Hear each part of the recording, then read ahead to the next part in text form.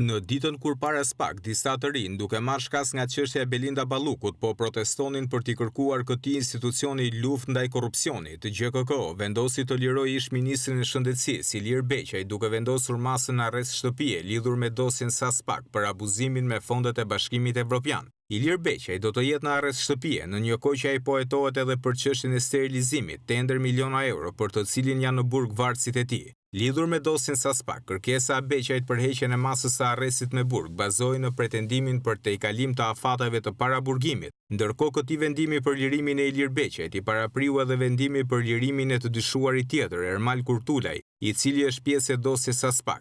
Avokati i Beqajt, Ermal Yzeira, i ka sqaruar procedurën që ka çuar në vendimin e gjykatës. Lirimi i klientit tuaj ndodh menjëherë, shkon në arrest shtëpie apo? Po, me shumë mundësi për disa orë do ekzekutohet dhe besoj zoti Beqaj sot është në shtëpi.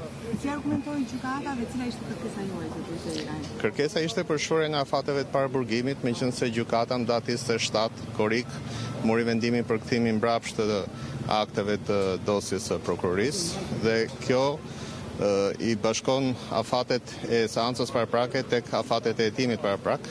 Dhe për këtë arsye shuhen automatikisht për shkak se ka kaluar një periudhë goxha e gjatë afatet e paraburgimit. A do kërkoni ju që kjo masë arrest në shtëpi në fakt do ta apeloni në gjykatë më të lartë në shkallën e dytë për sa kohë afatet kanë përfunduar sipas jush? Apo do të jeni dakord? Vendimin e sotëm ne nuk do ta apelojmë, po edhe prokuroria nuk do ta apelojë dhe prokuroria ishte dakord për arrest në shtëpi. Ne kishim një nga variantet tona të kërkesës.